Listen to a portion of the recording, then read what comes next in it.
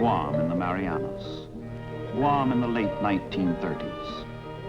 Guam in the twilight of peace. A languorous island where native Chamorros pursue their placid, age-old ways. This is United States territory in the far Pacific, heritage of the 1898 war with Spain. Half-forgotten stepchild among America's overseas possessions.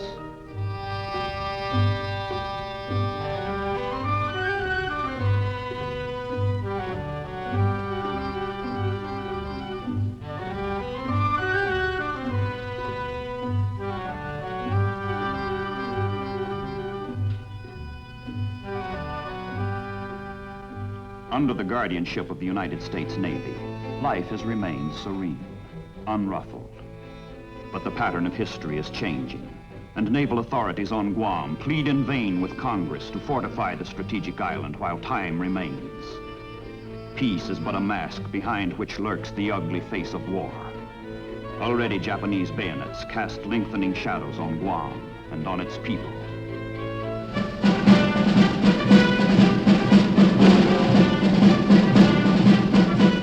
The American garrison on Guam, only a few hundred Marines, a fact duly noted 1,600 miles to the north in Tokyo, where the warlords of Japan convene to plot the means by which they will hammer out the greater East Asia co-prosperity sphere to the greater glory of the Emperor. The geographic names which the militarists weigh in their deliberations are heavy with coming history. Pearl Harbor and the Philippines, Borneo and Hong Kong, Malaya and Singapore. But there is another, lesser-known name to be integrated into the plan, and that name is Guam. Guam, the American pillbox without guns in the Marianas.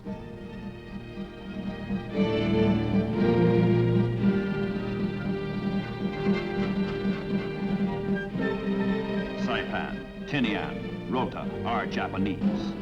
Southernmost is Guam, and Guam is doomed.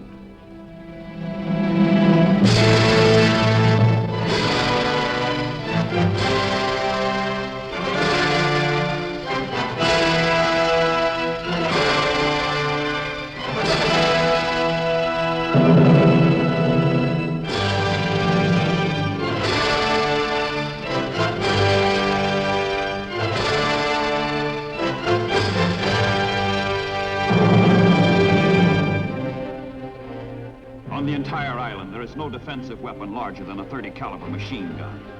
The hopelessly outnumbered Marines face 5,000 fully equipped Japanese landing troops.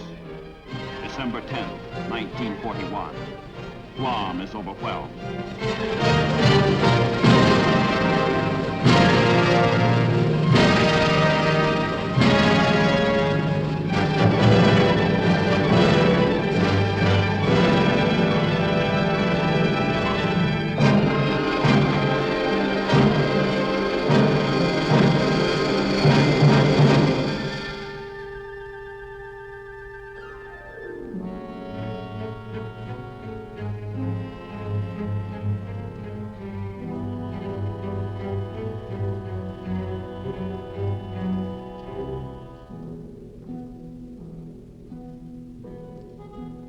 Guam is now Japanese, but the sun has set for the Chamorros, and during the long night ahead, Guam is forced to muster with Saipan and Tinian, and the three islands form a cluster of death traps across the path leading north to Japan, west to the Philippines.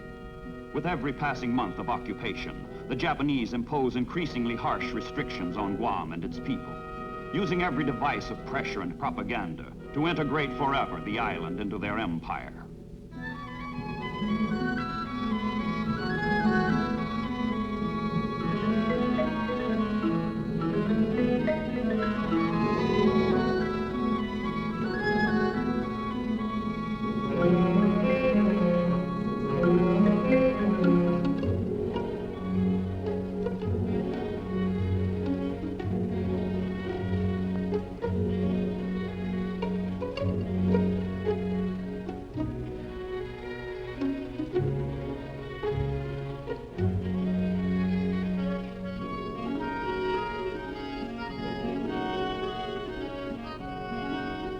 For 2.5 years, Guam waits, secured and beyond reach within the Japanese wall of water and steel. But in June 1944, incredibly, miraculously, powerful United States naval forces appear off the Marianas as the Allies, on the other side of the world, storm ashore at Normandy. The ebb tide has given way to the flow.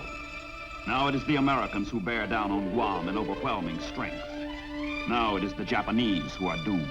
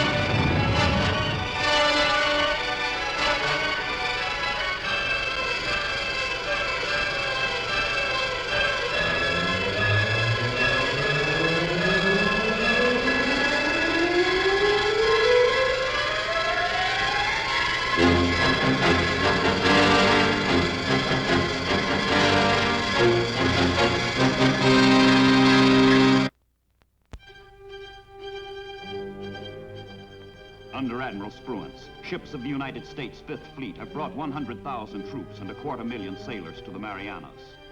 Saipan is the first target.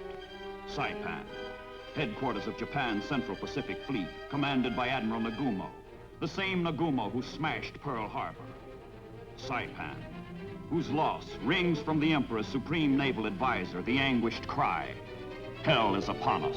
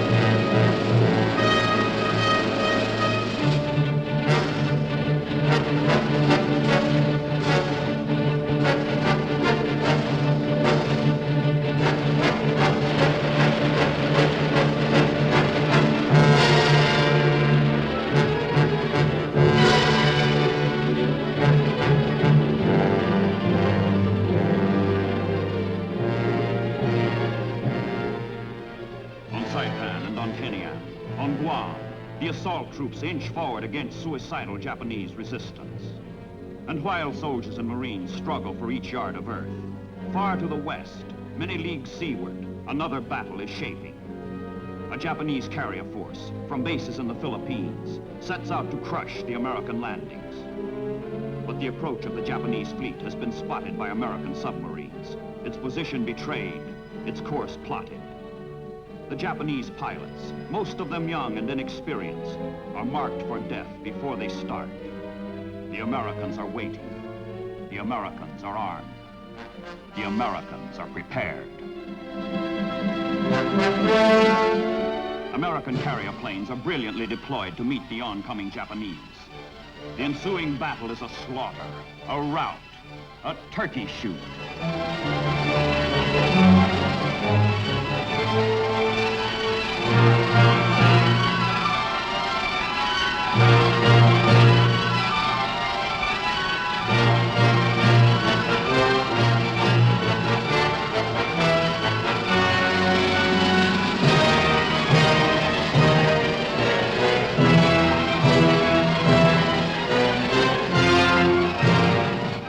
Single day's bag of the air war anywhere, on any front.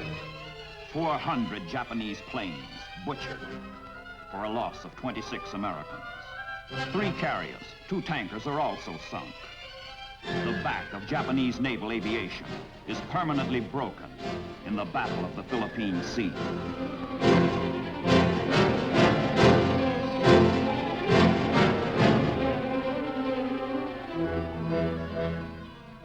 With the Imperial Japanese Navy beaten off, the troops, under Marine General Holland Smith, commander of the 5th Amphibious Force, set their sights for the grueling conquest of the Marianas. Against the Americans, the Japanese have pitted units of their crack Manchurian army. The Japanese resist. The Japanese die. The Japanese do not surrender.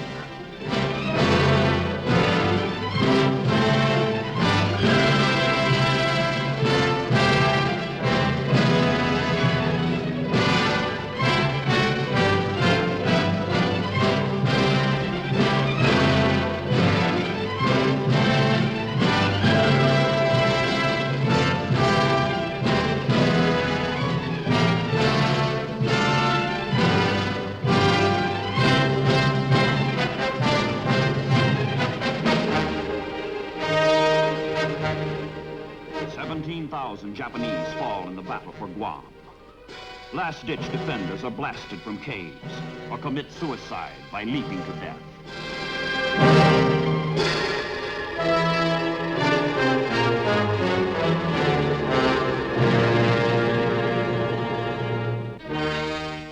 Agana, Guam's battered capital, liberated by the blood and sacrifice of young Americans. The battle is over. The mopping up goes on for months before the last Japanese soldier is ferreted from his hiding place.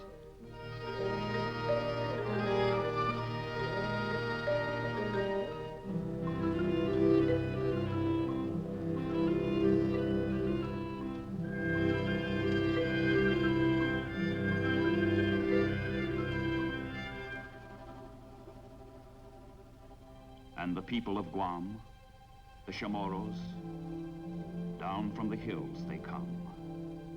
Out of Japanese concentration camps they come. The weary and the frightened, the sick and the feeble. All are welcomed and helped by the American soldier, who cheerfully abandons the savagery of battle for what is truly in his heart, in his nature. Sympathy, kindness, compassion.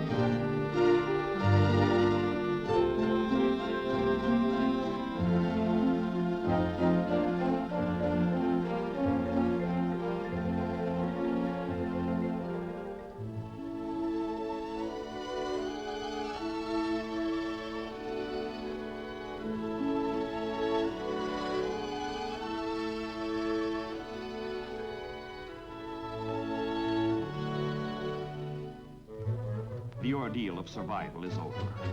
The shadow of perpetual fear is gone. The nightmare of battle has ended. Peace has come again to Guam, to the Marianas, and arising from the ashes, new life.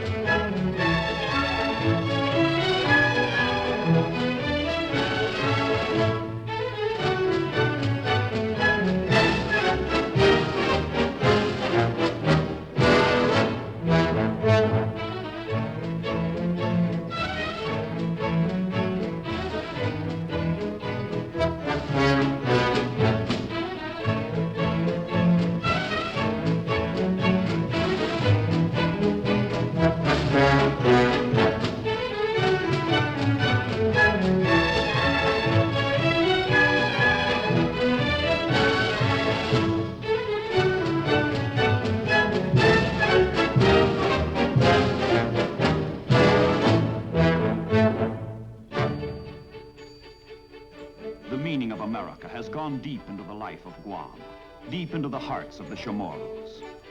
All through the Japanese occupation, their loyalty never wavered. They knew the Americans would come back one day. The Americans have come. The day has come.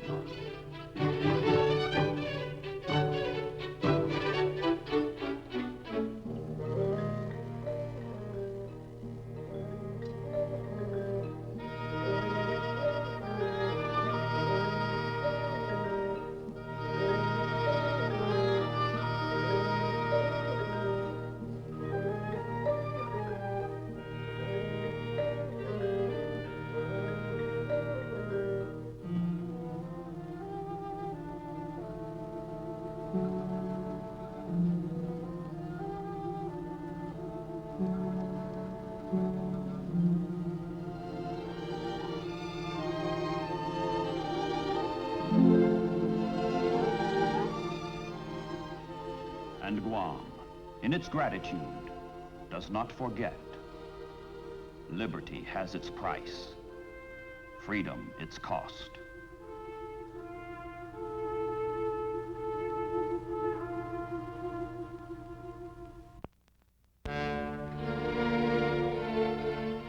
But the work of war must still be done on Guam. Deep inside the boundaries of the Japanese Empire, 1,000 miles forward from the last conquered base at Eniwetok, naval construction battalions, the Seabees, with Marine and Army engineers, take over from those whose job it was to destroy. Destruction gives way to construction, as fruits of American industry and the know-how of her men transform tropical Guam into a generator for victory in the Pacific.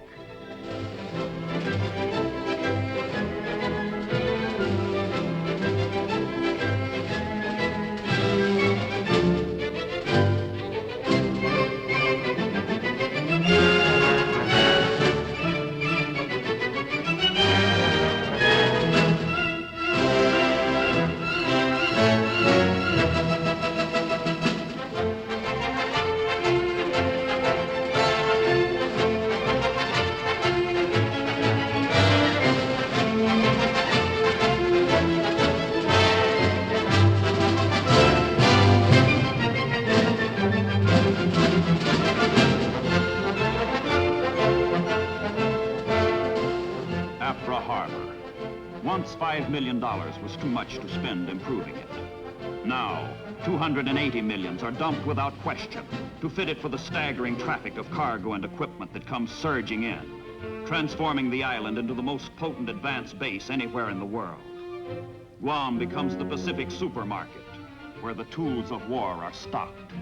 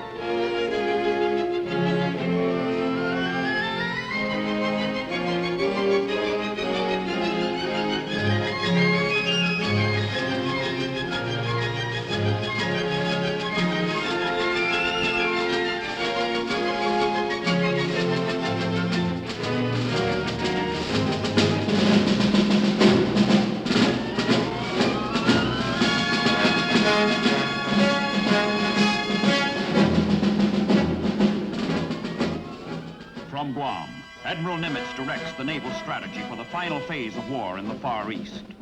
Pearl Harbor, the traditional headquarters of the United States Pacific Fleet, is now a remote rear area. But Nimitz's new base is equidistant from two major Allied objectives. Tokyo, 1,600 miles north. Manila, 1,500 miles west. Everything needed to conquer the one and liberate the other has been furnished in abundance, and overabundance, and superabundance by workers and factories 10,000 miles back across the vast reaches of the Pacific in continental United States. But here it all is. Detroit is here, and Birmingham is here. Pittsburgh is here, and so is Seattle. The wealth of American skill and American labor is stored and stacked and ready here on Guam, here in the Marianas.